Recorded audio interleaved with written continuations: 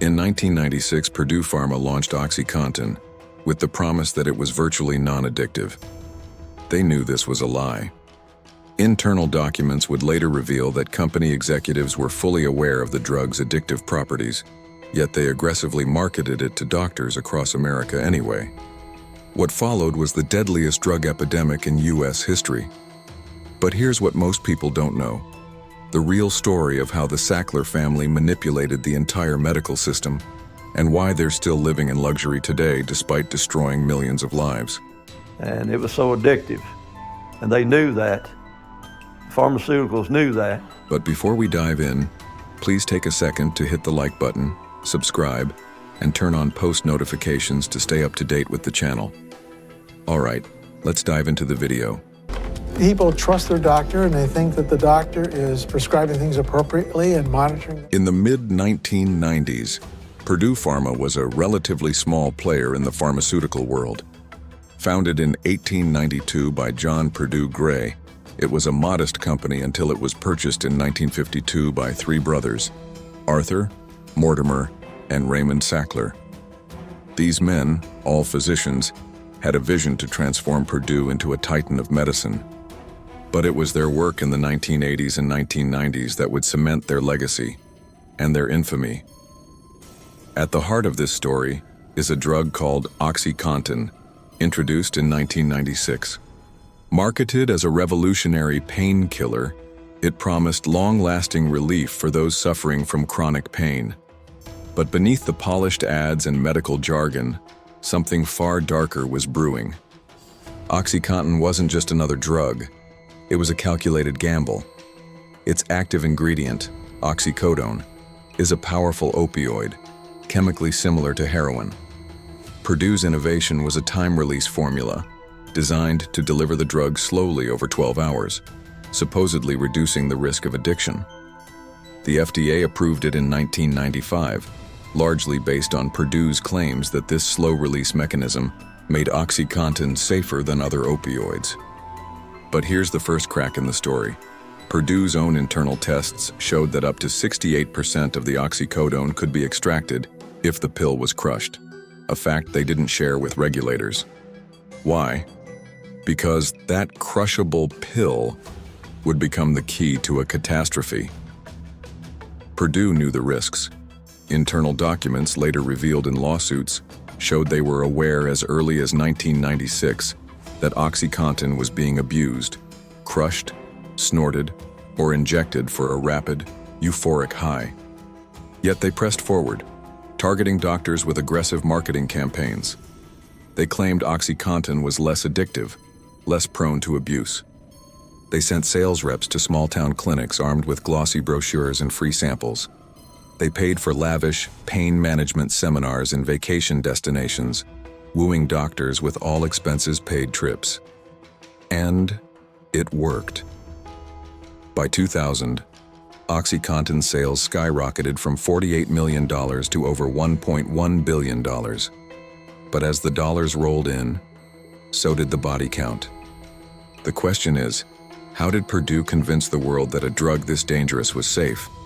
And what did they know that they weren't telling? We're here to call out the Sackler family, who've become synonymous with the opioid crisis. The family. Purdue's success wasn't an accident. It was a masterclass in manipulation.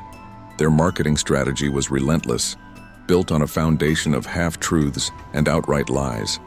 At the core was a single devastating claim: OxyContin was less addictive than other painkillers. This wasn't just a tagline, it was a promise, backed by carefully curated studies and influential voices in medicine. But the truth was far uglier. Internal documents unsealed years later paint a chilling picture. Purdue targeted high-prescribing doctors, using sophisticated data to identify physicians with large numbers of chronic pain patients. Sales reps were incentivized with bonuses, some earning up to $240,000 a year, to push OxyContin. They offered patient starter coupons, giving out free 7 to 30-day supplies, hooking patients before they even paid a dime. Purdue also funded pain advocacy groups, subtly shaping the narrative that opioids were essential for treating chronic pain. They even paid doctors like Russell Portnoy, a prominent pain specialist, to promote OxyContin's safety. Portnoy later admitted he was wrong, but the damage was done. Purdue's reach extended beyond doctors. They worked with consulting firm McKinsey & Company, which advised them to turbocharge sales by focusing on the highest prescribers. McKinsey's strategies were ruthless, suggesting rebates to distributors for every overdose linked to their pills. Purdue also influenced institutions like the World Health Organization, using sponsored research to insert pro-opioid messaging into global health guidelines. They even paid hospitals like Massachusetts General to shape pain management curricula. It was a machine, meticulously designed to flood the market with OxyContin. But while Purdue's executives dined in luxury, communities were crumbling. In places like Appalachia, OxyContin became known as hillbilly heroin. Pharmacies were robbed, families were torn apart, and by 2004, OxyContin was the leading drug of abuse in the United States. Purdue knew.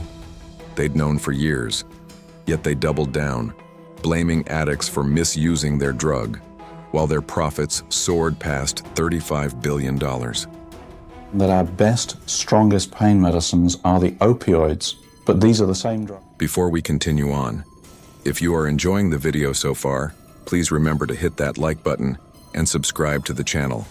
And if you don't like it, let me know down in the comments. Your support truly means everything. All right, back to the video. Same drugs that have a reputation for causing addiction and other terrible things. Now, in fact, Let's pause the corporate machinations for a moment and look at the real toll. From 1999 to 2020, over 500,000 Americans died from opioid overdoses. That's more than the population of a mid-sized city. Gone. Entire towns were hollowed out. Schools, businesses, families, all caught in the grip of addiction. OxyContin wasn't the only opioid, but it was the spark that lit the fire. And behind every statistic was a story. These weren't just numbers, they were people. Sons, daughters, parents, friends. Many started with a legitimate prescription, told by their doctors that OxyContin was safe. But the drug's 12-hour claim was a lie. For many, the effects wore off early, leading to higher doses or crushing the pills for relief. Addiction took hold, and soon, many turned to cheaper alternatives like heroin. A 2012 study in the New England Journal of Medicine found that 76% of heroin addicts began with prescription opioids, primarily OxyContin. The ripple effects were staggering. Children entered foster care as parents succumbed to addiction. Crime rates spiked as addicts sought money for their next hit, and rural hospitals, unprepared for the influx, buckled under the strain. Yet Purdue's response was to deflect. They claimed their drug was being misused, not that it was inherently dangerous. They funded abuse deterrent formulations, but these came too late for the thousands already lost. How could a company led by doctors justify this? How could they sleep at night, knowing their product was destroying lives? The answer lies in the Sackler family, whose obsession with profit drove Purdue to new lows. In my experience, opioid withdrawal was the worst feeling I've ever had. The Sacklers weren't just owners of Purdue, they were its masterminds.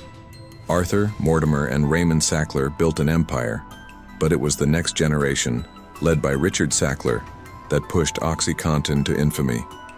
Richard, a trained physician, was relentless. In a 1996 email, he wrote that he wanted Purdue to be feared as a tiger with claws, teeth, and balls. He wasn't talking about healing patients. He was talking about dominating the market. Internal documents revealed the Sacklers' micromanagement. They received reports of OxyContin's abuse as early as 1997, with terms like street value and snort appearing in company memos. Yet they pushed for higher doses and broader prescriptions. Between 2008 and 2017, as the epidemic worsened, the Sacklers withdrew $10.4 billion from Purdue, stashing much of it in offshore accounts. They lived in luxury, donating millions to museums and universities, while their drug fueled a crisis. The Sacklers weren't oblivious, they were complicit. When lawsuits began mounting in the early 2000s, they hired high-profile lawyers like Rudy Giuliani to negotiate with prosecutors.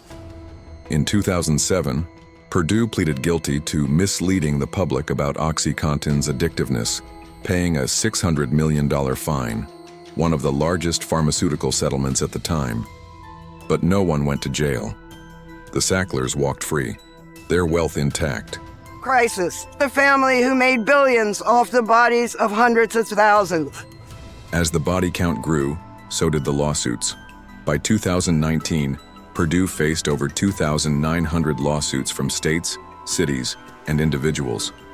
The pressure was mounting, and Purdue's response was to file for Chapter 11 bankruptcy, a move that paused all claims. The proposed settlement was staggering, $8.3 billion, with the Sacklers contributing $4.5 billion in exchange for immunity from future opioid-related lawsuits. But here's the catch. The Sacklers didn't declare personal bankruptcy. Their fortune, estimated at $13 billion, remained largely untouched. The deal sparked outrage. Critics called it a get-out-of-jail-free card for the Sacklers. In 2021, a bankruptcy judge approved the settlement, but in 2024, the U.S. Supreme Court overturned it, ruling that bankruptcy law couldn't shield non-debtors like the Sacklers. A new settlement, announced in January 2025, required the Sacklers to pay $7.4 billion, with Purdue dissolving and its assets repurposed for addiction treatment. But even this victory felt hollow. The Sacklers retained billions, and no family member faced criminal charges. Justice, it seems, is a slippery thing. The Sacklers lost their company, their reputation, and their names on museum walls. But they're still among the richest families in America. For the millions affected, the question remains, is this enough? Anxiety attacks, maybe even panic attacks. Your face is flushing, you might get scared. The Purdue Pharma scandal reshaped America. The opioid crisis continues, with fentanyl now driving a new wave of deaths. But Purdue's legacy lingers in other ways. Distrust in pharmaceutical companies, a fractured medical system, and communities still rebuilding. The $7.4 billion settlement will fund treatment and prevention, but economists estimate the crisis's cost at trillions. No amount of money can replace the lives lost. Yet there's hope. Survivors and advocates are fighting back, pushing for stricter regulations and transparency. The unsealing of millions of Purdue documents has exposed the truth, ensuring the Sacklers' actions are never forgotten. But the question remains, how do we prevent this from happening again? And so these drugs, which I repeat are our best, strongest pain medications, should be used. Thank you so much for watching. If you enjoyed this video and want to see more, then check out these videos on the screen now. If you have a topic suggestion, please send it to the email in the description. And as always, remember to like, share, and subscribe to our channel. And remember, the only thing more insane than this story is missing out on our next video.